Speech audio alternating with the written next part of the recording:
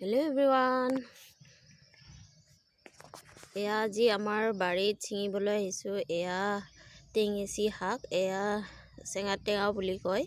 এই শাকটোৰ আজি আঞ্জা বনাম, সেইকাৰণে ভাবিলোঁ তুলো কেইডালমান আৰু আপোনালোককো দেখাই দিওঁ। এয়াৰ আঞ্জা খাই বহুত ভাল লাগে মাছৰ লগত। আৰু এয়া মই এতিয়া মাছৰ লগত বনাবৰ কাৰণে ছিঙি লওঁ। আৰু বহুত হৈছিলে, এয়া ধনিয়াৰ মাজে মাজে ধনিয়া দিছিলোঁ ইয়াতে, ধনিয়াৰ মাজত এয়া টেঙেচিবিলাক বহুত হৈছে। এতিয়া এয়াৰে মাছৰ আঞ্জা বনাম আজি, আৰু তাকে এতিয়া তুলি লওঁ।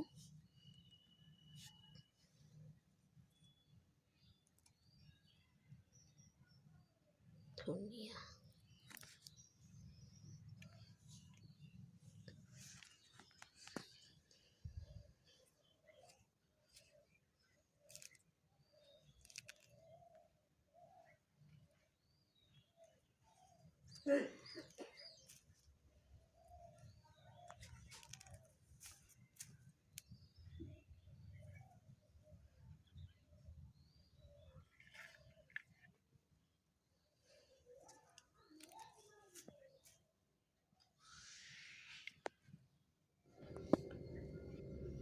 এয়া মোৰ তোলা হৈ গ'ল। এইখিনি তুলিলোঁ আৰু লগতে কেইডালমান ধনিয়াও আনিলোঁ। আৰু এইখিনি এতিয়া ভালদৰে ধুই চাফা কৰি লওঁ। এতিয়া মই মাছ ফ্ৰাই কৰি আছোঁ, আৰু ইয়াৰে বনাম মাছৰ মুৰিঘণ্টা আৰু মুগৰে। আৰু মুৰিঘণ্টা বনাম কুকাৰত, সেইকাৰণে কুকাৰটোত এয়া পাঁচফোৰণ আৰু শুকান জলকীয়া দি দিছোঁ, আৰু পিঁয়াজ আৰু জলকীয়াও দি দিলোঁ, কেঁচা জলকীয়া। আৰু এইখিনি এতিয়া চিটি মাৰিবৰ কাৰণে ৰাখি দিলোঁ। আৰু এতিয়া মই টেঙাৰ আঞ্জাখন বনাই লওঁ।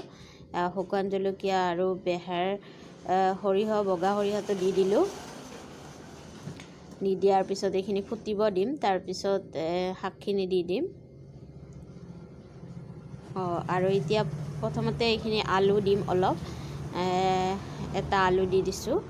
আৰু আলুখিনি দিলে ভাল লাগে, সেইকাৰণে আলুখিনি প্ৰথমতে ভাজি লওঁ অলপ সিজালৈকে। আৰু আলুখিনিতে নিমখ, হালধি গোটেইখিনি দি দিম। আৰু আলুখিনি অলপ সিজাৰ পিছত এয়া টেঙা দিম, থেকেৰা টেঙা। আৰু টেঙেচি শাকৰ বেছি টেঙা নহয়, সেইকাৰণে থেকেৰা টেঙাও দি দিলোঁ। আৰু এতিয়া এইখিনি ভাজি লোৱা হৈ গ'ল। এতিয়া মই এয়া শাকখিনি দি দিম। ধুনীয়াকৈ ধুই চাফা কৰি ল'লোঁ, আৰু এতিয়া শাকখিনি দি দিলোঁ। দি এইখিনি ভালদৰে ভাজি ল'ম।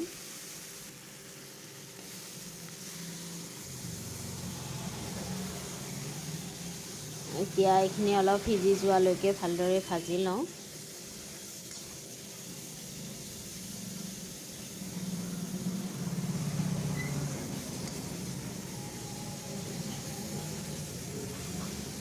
এইখিনি এতিয়া ঢাকন লগাই অলপ সময় সিজিব দিম।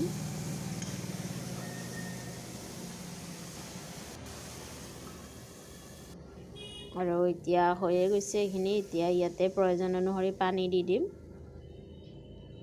আৰু অলপমান আটাৰ গুড়ি দি দিম আঞ্জাখন ঘন হ'বৰ কাৰণে। আটা নাইবা বেচনো দিব পাৰে, মই আটা দি দিছোঁ। আৰু আটাৰ গুড়ি দিয়াৰ পিছত এইখিনি পানীখিনি ইয়াতে দি দিম, আৰু ধুনীয়াকৈ উতল আহিবৰ কাৰণে ৰাখি দিম অলপ সময়। আৰু এয়া মুৰিঘণ্টাও ৰেডি হৈ গ'ল আমাৰ মাছৰ মূৰৰ লগত। আৰু এতিয়া আঞ্জাখন ধুনীয়াকৈ উতলি আছে। এতিয়া মাছখিনি দি দিম। মাছখিনি দি এইখিনি ভালদৰে উতল আহিব, আৰু দি দিম মাছৰ লগত ধুনীয়াকৈ যাতে মিলি যায়। উতল আহিব, দি দিম। আৰু এতিয়া ঢাকন লগাই অলপ ল' ফ্লেমত এইখিনি উতল খাব দিম। এয়া ধুনীয়াকৈ মোৰ মাছৰ আঞ্জা ৰেডি হৈয়ে গ'ল।